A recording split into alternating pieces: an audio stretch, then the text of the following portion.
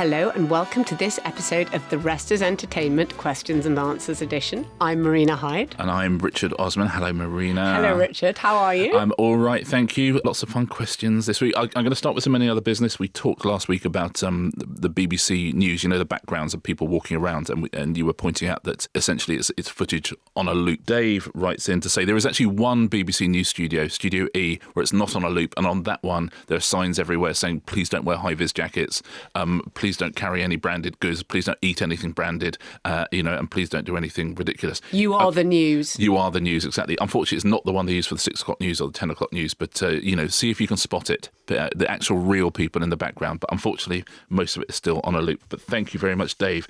Marina, I wonder if I could ask you this question. It feels like it would be up your street.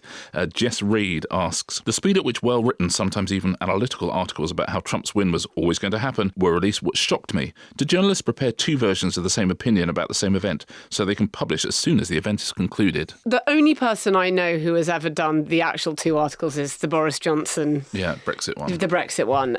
But in general, no. And there's all sorts of different arenas of journalism where this happens. I remember actually, speaking of Boris Johnson, when he did his speech just after Brexit and everyone thought he was going to announce his Tory leadership bid, and he got to the very end, and you're expected to file almost on, I'm going to say final whistle because I'm going to talk about the football version of this in a minute. You're expected to file right at the sort of very end. In the last paragraph of his speech, he said, I've decided it can't be me. Okay, just delete the whole thing and write again. So journalists were watching that. They typed up a thing saying he's about to announce. Nothing in the speech gave them any reason to think he wouldn't. Well, you're typing while he's doing it because you've got to... So they're literally about to press send, and then he says that. And in the nature of what I was writing in particular, which is supposed to be like it's got some jokes in and blah, blah, blah, I really like writing under that real pressure. And funnily enough, you come up with things and you think, oh my gosh, I've just done a joke and I didn't even realise. So you do that sort of thing, do you? Sometimes you sit at press conferences and have to file immediate stuff. A television debate during an election, something like that. You have, because of the timings of it, they're always in the evening. I'll end by talking about the politics thing that you're asking about, Jess. But in football, this is a real issue because they've got print editions, and this was a huge issue, was because you've got the print edition before everything was going online. You have print editions, different editions for the parts of the country, and so they went what's called, off stone, meaning that was the last time you could change copy at different times because you had to get them to Scotland. Yeah. They had so for football matches, this was often really, really difficult. And if you talk to anyone who worked as a football journalist, the biggest nightmare ever was 1999, the Champions League final, when everyone thought you have to file on final whistle, your first thing. You can change it a bit later, but there'll be not a very great version that might be in the paper that's sold in, say, Scotland because it's further away. I remember talking to Ollie Holt about this, and who's always brilliant, he said that's the one time I thought, my brain has just been fried by that. You got really late goals, everything has completely changed. So that's the Bayern Munich Manchester United one where Manchester United won it in injury time. Yeah. Alex Ferguson used to taunt the journalists when they would write this, saying, I've seen all your runners. I saw your runners from that night, because of course the original version of that story that they would be filing was Alex Ferguson's European dream left lay in tatters last night after, he made XYZ mistake. So will some people in Scotland have read that version of it? I mean, this is, lots of these things, awful things were read. There were terrible columns about Princess Diana that people opened their newspaper to on the morning that she died the night before. Because people slagging her off about something else. Yes, yeah. You do have data that you didn't have before. So you're able to write quite an informed piece. If you suddenly think, oh my gosh, that's so interesting, like 1 in 3 minority ethnic voters have come out for Trump, then you're aware that something different has happened. But there are certain journalists who will write long after the event, well, I always thought this thing. And then he says, well, you should have written it at the time then, shouldn't you? But in general, you have to be quick and you have to do it. And some people prepare everything beforehand and then try and just sprinkle in a bit of what happened because they don't respond well to have to write quickly under pressure. I have to say I personally quite like it. But also that's a reason why lots of people do go into that form of journalism, is they are good at it. The first thing they write is usually the best thing they're going to write, and so actually it's a fun place for them to be. That's why they are not novelists; they are reactive journalists, because they just happen to be great at it. And so it might seem like witchcraft that someone can knock up. Some of the football reports you see are so brilliant, and they clearly come just after the final whistle. But it's just some people are really, really good at it. To have the overview of the game, which you're having to write while the game is happening, and to write it in many ways in sort of, really fun. There are lots of great jokes in there. They're really sort of funny reflections. It's so thoughtful. I definitely think that in the case of the most recent election, everyone thought that it was that the polls were so sort of finely balanced and going into the kind of final days that a lot of people might have thought, well, I could be in the situation. It looks like, like this time round, nobody wrote there, Rishi Sunak's pulled off a surprise victory in our election. No one bothered doing that. Yeah, and you spent the last 6 months covering the race, so you have phrases in your mind, you have ideas. Oh my God, you have thought about the prospect of Kamala Harris winning and why it might be, so you have ideas already. You've thought about Trump winning and why that might be, so you've got those ideas as well. So it's all swimming around there. It's not like someone's just thrown you in there and said, oh, there's this election tonight. Yeah, you've been saturated with it, and you actually kind of need to get it out, so in lots of ways. Okay, here's one for you, Richard. Quizzes on podcasts. Toby asks, with quizzes being so popular on TV and on the radio, why do you think there aren't that many that have taken off as podcasts? It's a really interesting one, because podcasts tend to be quite discursive and people like getting involved in the world of it, but I've always been a format guy, so I always thought there must be a market for a great podcast quiz. I briefly did the birthday game as a podcast, which I really, really enjoyed doing, which is just, I think, how old is Bruce Willis? And, 3 people have to guess, because it's great fun. But there's a few good ones. Guesstimators, which is Andy Bush, that's a good one. Lateral, I think, is really good, which Tom Scott hosts, and Tom really, really understands social media, and he understands the way that people consume things, and so that it's absolutely finely tooled for podcast listeners. And David Bodicum, who is one of the brains behind Only Connect and lots of our great quizzes, does lots of the questions on that. So that's a really interesting, involved thing, but really, really understanding what the podcast is. Well, I'm going to listen to that as a medium. And they do stuff on YouTube. They've done live stuff as well. I think they've got a book coming out, and so I think it's absolutely doable. I mean, there's a lot of hard work putting a quiz together, especially putting a quiz like Lateral together. There's a huge amount of work that goes into it, a huge amount of intelligence that goes into it as well. The combination of having the kind of left-brained people who are very good at coming up with ridiculous quiz questions and the right-brained people who really understand how to connect with an audience, that Venn diagram is quite narrow. But when it does work, like on something like Lateral, it's absolutely worth doing. I'm all for quizzes on podcasts. Funnily enough, one of our listeners has come up with a little quiz which I'm going to try on you at the end of today's show as well. Ooh. Just a smart little format. Is it easier than a top 3? It is similar to top 3. I'm not going to say you're not going to struggle, but you never know. Because I see how you've been hurt before. I see how you grow week by week. I get it. And now you've been exposed to Dominic Sandbrook and Rory and Alistair, then it's just, you've seen how the pros do it. Podcast is a personal growth medium, Richard. It is a personal growth medium, I think absolutely. I said that at about 3:59 a.m. in America. I don't know where I was at that point. So, I would say that there are ones. I think there's definitely room for more. A question for you, Marina, from Eve Flaherty. I was wondering how much of an industry aesthetic books has become, those ones that people buy to go on their coffee table. I see influencers buying them to enhance their aesthetic. Are there now authors catering for this? And how do authors feel about their book used simply for aesthetic purposes? This is a very good question, an interesting one, because I think you're probably talking about those kind of monograph books about, I don't know, Ibiza and Monte Carlo, or maybe Brooklyn Beckham's book of photography, I see. That you always find at an art market, Airbnb. Like the world's 100 most important infinity pools, that sort of stupid stuff like that. Oh my God, I would read that. Yeah, of course. I mean, to some extent, this has always existed. People just, and that thing where people do, put the books in the colours, I think that is psychopathic. Really? You knew I would have this view about this particular thing. Do you know what? It could go either way. Either you would absolutely put all of your books in colour order, or you would think it's psychopathic. I'm appalled that you would think I'll put my books in colour. There used to be a joke, though, that people used to say about, it was a sort of snooty joke saying, oh, yes, he bought his books by the yard. People buying a big old house in the country. And sometimes, I've went to one once and you could slide the books out. They were just the spines, Wow. Yeah. Anyway, but that's sort of in the vein of Michael Joplin saying about Michael Heseltine that, he looking down upon him because he had to buy his own furniture. one inherits furniture, etc., whatever. It's interesting. They make a lot of money, these books. There are companies like Taschen, who make, and some of them, my God, some of them sell for such huge amounts of money. They say, this is limited edition. It's a book about Manchester United, they can even be, and it's going to cost you $5 or $6 grand. And they're only doing this many of them. They sell really well. The fashion houses produce them all the time. And that, again, is that slight sort of thing that, you might buy the scent of a fact. You might buy a Dior scent, a Dior perfume. It's really expensive buying Dior clothes, mega expensive. But you can have that lower end thing. And it's a little, or you might have a Ferrari baseball hat. I don't have the car, but I have the cap of the car. But you can sort of see why when you look at them. Absolutely. I mean, books are always like such a, if you go into a house and there are no books, and especially now when lots of people, well, I don't, but lots of people read on a Kindle, maybe it's not that odd. But a lot of people think, I'm unsettled. What is unsettling about this house? And it's that I can't see any books anywhere or something like that. In the pandemic, because there was so little to do, we all became completely obsessed with sort of freeze framing people on shows and looking at the books that they'd put themselves, that they put behind it. And clearly people were curating a certain image of themselves. By the way, when I was thinking about this, there's this absolutely wonderful clip that we're going to put in the newsletter because it's brilliant.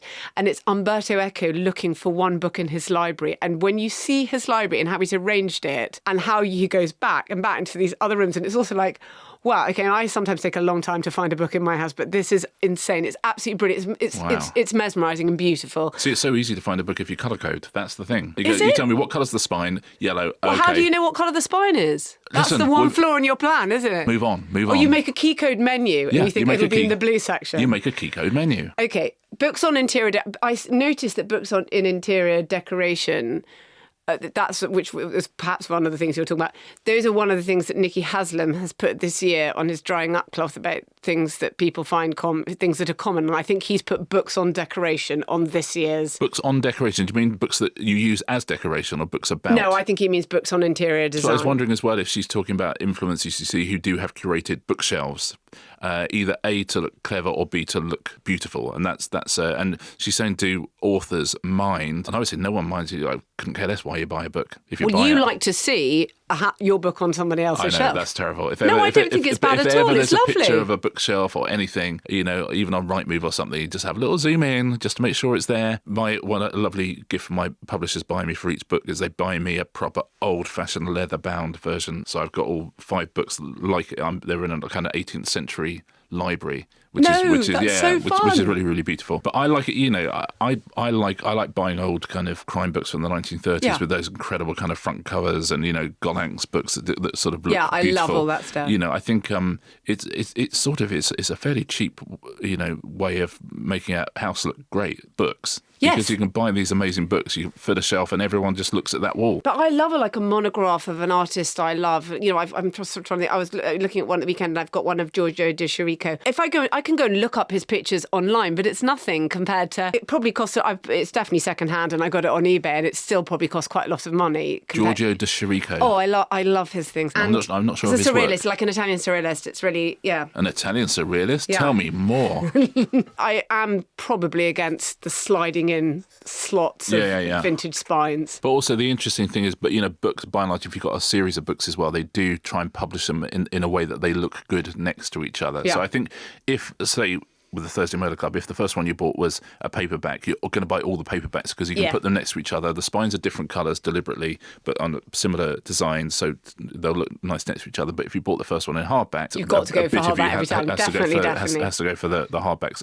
And publishers and designers take that incredibly seriously when they're publishing, the same author's books. Will they look good next to each other? On a bookshelf is something they think about a lot. So how do you lay out your books? Oh my God, my husband, this is so... I mean, I don't like to break glass on the phrase gaslighting too often. Right. But what my husband's done with arranging our books, there are sometimes different authors in different rooms for reasons that I can't possibly penetrate. So is he doing it by theme? What's he trying to do to me? The larger question here is, are you trying to send me insane? Because A, it's working. Yeah. There's some sort of theme idea. When we move house again, which we might do soon, I am going to take back control. So, but I'm going to have to bother to get into some form of version of the Dewey Decimal. But so you wouldn't do them alphabetically? Alphabet. But he's done them within genres, and I'm like, well, why are these Hollywood books in a completely separate room to these, and why are the TV books? And like basically, if it's on a screen, it should be in. I mean, I can't get too deeply into this because we could have a tight 4 hours on this. It should be in one area, right? And this is very, very obvious. TV and film. Yeah. Yeah. And maybe music to get, but your husband is saying, no, TV and film are different mediums. It's so unclear to me what he's saying. It's so unclear. And I think what he's trying to say is, I can control you via me just being less lazy than you, and I'm the one who's put these books here, and that's why I've done it in this order. And if you want to do it differently, Marina, by all means, have a go. Well, it sounds to me like that is a challenge that you might take up. But what about the fiction stuff? Alphabetical? Pre-1945 is alphabetical, and post-1945 is alphabetical, but it's divided like that. So you're not mixing up. So who's looking at the date on the book? And then there's poetry in an area and plays. This sounds philosophy. Wow. Reference. There's a lot of sections here. I do mine. You can tell there's no mind, body, spirit. I do. We don't have anything in that department. I do mine absolutely by size. The big books, I like books that are the same size as each other.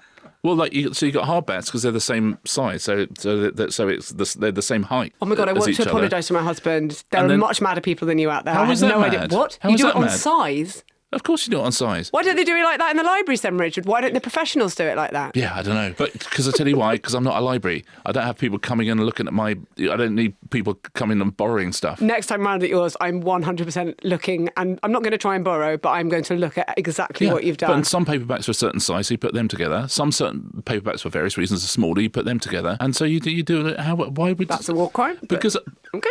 So if I were to look at your bookshelf, I'm looking at like the Alps essentially. There's like up and down. There's like a tiny little paperback next to an enormous thick hardback. Is that how you're doing it? Yes, I'm not measuring. I'm not doing by surface area. This is so insane. I can't believe you can't hear yourself. Right in. Let's have a vote. So you could have Winston Churchill's History of the Western Worlds, like a kind of 15-volume massive thing, and next to it would be a book by Sapiens or something like that. And next to each other, even though it looked tiny, it looked dwarfed. And I'm like, all I can see is the Winston Churchill thing, and I'm trying to look at your other books, but it's impossible because they are not regulated. They are not a regular size. Like, if you look along my books, you are not... Shall I tell you what you're doing when you do it? If anyone's watching this on YouTube, you're like this. Like you get a headache. It's like watching tennis, but up and down. Whereas you look on... Here's how you look... People watch tennis. People watch tennis. It's quite popular as a thing to watch. Here's how you look along my bookshelves.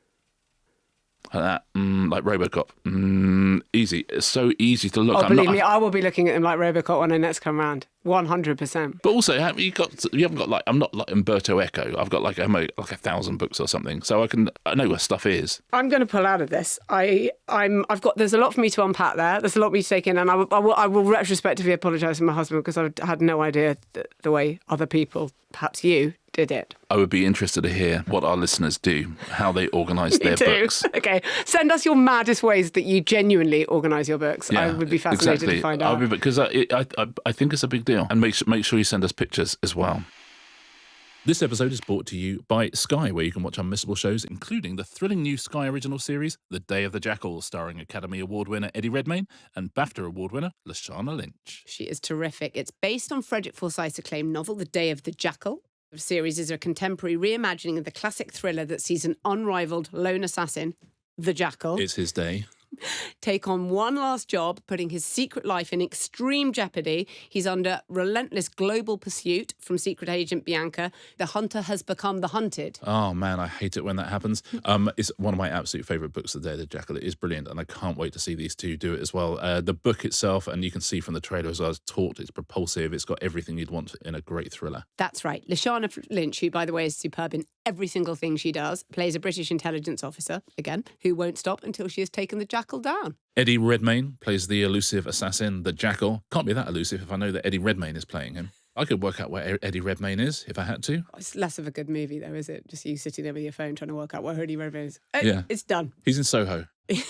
But it's a real belter, and these two, I think, are going to do it justice. Espionage, subterfuge, violence, they will stop at nothing to achieve their goals. Watch the new Sky original series, The Day of the Jackal, on Sky now. One on copyright in comedy from Tim Rook. Okay, he says, Richard, it must happen regularly that comedians develop the same joke. So how does copyright work in comedy? If that's the case, how do you prove it's yours? Yeah, it happens all the time. There's a lot of comedians around. A certain amount of things happen in the world. There are a certain number of joke constructions in the world as well. So often people will stumble upon the same version of the same joke. Happens probably less with stage comedians because they tend to have different personas, so they tend to go to things at slightly different angles. But certainly in writers' rooms, the same joke will come up time and time and time again because you're looking at every different version of stuff that's happened. By and large, it is sort of a slightly unregulated industry. I think comedians understand that jokes are similar, and so if two people have the same joke and they're high profile and they're both touring or they're doing the same show, they might sit down and say, how do we get through this one? By and large, jokes are usually different enough or slightly different versions of the same thing. You see it on Twitter all the time. Very funny people on Twitter would do jokes and then someone would go, that's so-and-so's joke. And they're going, it doesn't work like that. Yeah, I'm saying, we've done the same did this joke. And you think, with the best will in the world, you have 43 followers and they probably didn't see your tweet because it didn't get... If it's been a tweet it's been viewed a million times, then you probably got more of a claim. But in general, it's like, I'm so sorry, they probably didn't notice. And there are certain banter sites who will just take someone's tweet and pass it off as their own. So that's definite theft. But by and large, I used to do a joke. I had a joke that I love, which was I went on a really good date last night with a woman who works at the zoo. I think she's a keeper. Right, which, and I always loved it. And then I think that the joke of the fringe, I think it was Alan Cochrane did, my girlfriend wears a green top and massive gloves, she's a keeper.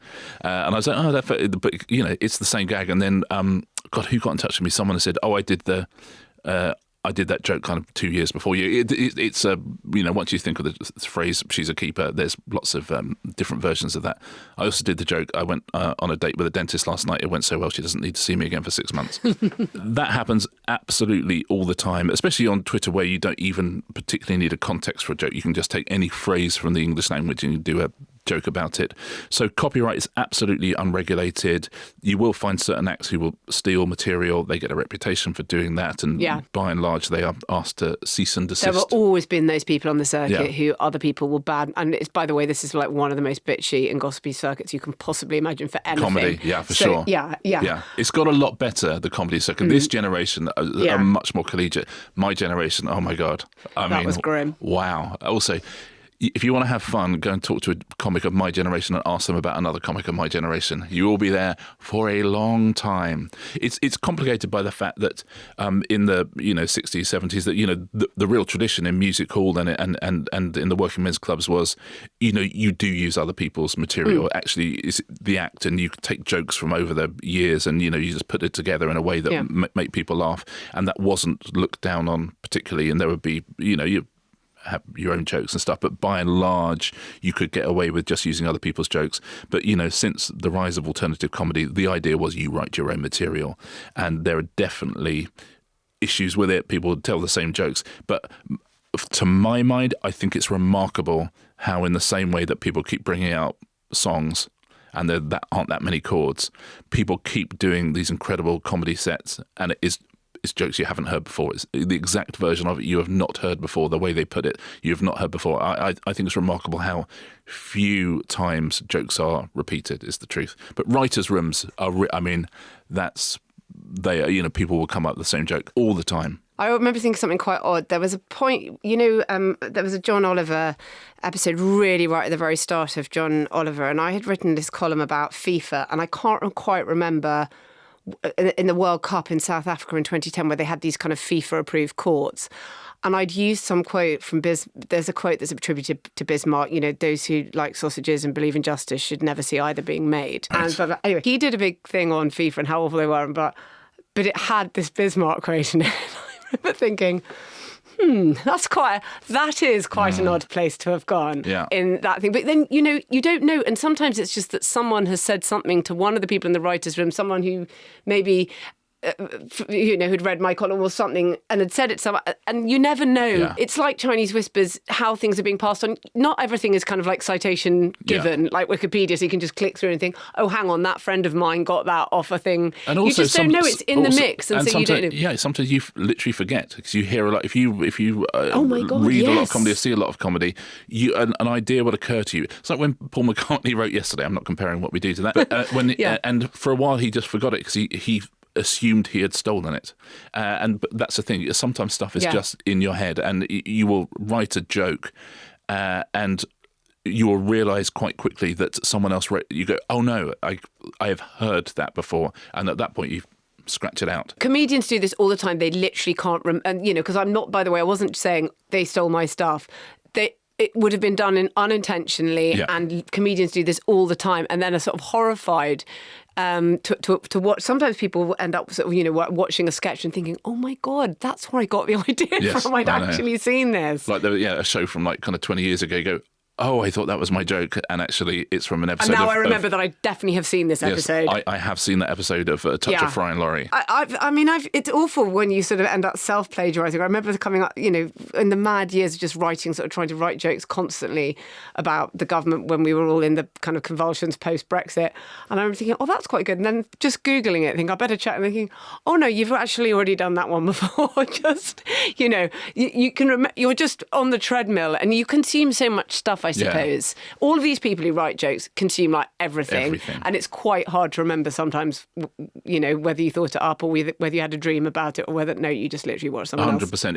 If I've got a tweet that I think, oh, that's a nice joke about that, always search it. And a lot of the time, someone else has got there. When they haven't, you're like, oh my God, I can't believe no one's thought of that. And then I'll put it up. But otherwise, you have to. But yeah, you do get people online who get absolutely, like people who, look at someone like Musalan on Twitter, who's got one of the most original minds of his generation, always doing brilliant jokes, always doing stuff. And occasionally he'll do stuff that someone else has done before. And people have a go at him. And you're like, right, this... He's done 10 years of stuff on Twitter that's deeply original. I think you can probably guess that he came up with that separately. Every now and then there's just an unfortunate coincidence or whatever. Yeah, exactly absolutely. That. But again, I think it's that witchcraft thing of people can't believe that people can think of jokes. I think so. They think the only thing they can possibly have done is stolen them because they can't imagine a mind that works in such a way that's able to formulate a joke. In the same way that they can't believe unusual things happen, which is why they have to constantly just say didn't happen. Yes, it didn't happen at the Year Awards much. Accidental partridge much. But yes, if you can write jokes, you can write lots and lots and lots and lots of jokes. If you have that skill set, you can do it. But I think it's surprising how rarely jokes coincide, but they do coincide a lot. Okay, talking of quizzes on podcasts, I have a new format for you from Rhys Durham. Thank you very much, Rhys. Rhys, this belongs to you 100%. I can say on behalf of Goalhanger, if you need to exploit this on any other media, it is entirely yours. It is in the realm of Snog, Marry, Avoid. Very good. Okay, but it is cast, co-star, cancel. Ooh, so okay. Cast, just work with someone as a one-off. You cast them in one thing. Co-star, collaborate with someone on a long-term project or program. Cancel, unfortunately, you never ever want to work with them again. And Rhys says, I'll start you off. Can we tell if Rhys listens to the podcast or not? His 3 suggestions are Glen Powell, Sydney Sweeney, Steven Seagal. Okay, Rhys, first of all, thanks, because I hadn't mentioned Glen Powell for a week and I need to. I'm going to say... cancel Steven Seagal. I mean, is he working on script? He's working on some form of Pixel, right? But he's kind of already been cancelled, and it means I don't have to lose him because he's post-cancel now. So he's existing in this kind of liminal space. Yeah, Rhys has given you an absolute gimme there, I think, with Steven Seagal. Gimme. So that's what. And by the way, people who haven't signed up to our Restless Entertainment Club, which you're absolutely allowed not to, but the 2 Steven Seagal bonus episodes are an absolute treat. I very much enjoy listening to you. What I'm enjoying about the club is that we are getting to do things that are out of time, as it were. It's very much out of time. Yeah. Or is he perhaps a man greatly of his time, Steven Seagal? Steven Seagal. We're about to do It's a Raw Knockout as well as probably 2 bonus episodes. Oh my God, I can't believe we're going to get it down to 2, but that is a fascinating story, and we will cover that in as perhaps not as deep a dive as I was like, but probably deep enough for you. Cast, I love her, and I've got a huge amount of time for what she does, and I'd love to see her sort of up close once, is Sydney Sweeney. Right? Yeah. And it's interesting, by the way, that who he said Reese, is that because Glen Powell and Sydney Sweeney you did not see either of them endorsing anyone in the election, because those are my red state king and queen. Okay, people like those people because they are not involved in politics. They think maybe, Sydney Sweeney's got Trump supporters in her family. They don't know about Glen Powell, but, he lives in Texas. Yeah. And they've got a number of... So those two, I would say bet on those two in the media landscape going forward post the Trump election. Okay? Seagal, of course, was Harris. Yeah. Absolutely, hardcore Harris. Hardcore Harris. Yeah. I mean, he's more of a Bernie Sanders. He's more of a Sanders Democrat, yeah. Okay, so that leaves, of course, as my long-term collaborator, Glen Powell. Okay, what can't he do? Don't ask that question, because I think the answer's actually longer than you think. But I think there's lots more to come out with Glen Powell, and I'm interested in where he goes, and I'm interested with his idea to try and tunnel back to an era of movie stardom that no longer exists.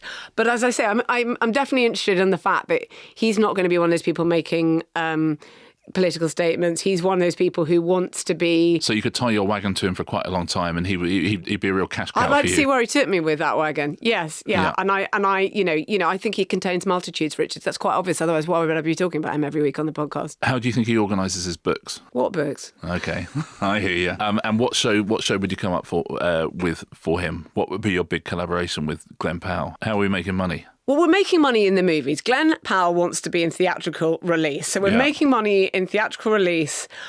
He keeps making movies back from let's say, a less polarized era. He wants to be a sort of a thinking action man, doesn't he? Yeah. So I think that, yes, I would have a number of franchises in that department. Yeah, well, let's remake the Thomas Crown Affair again.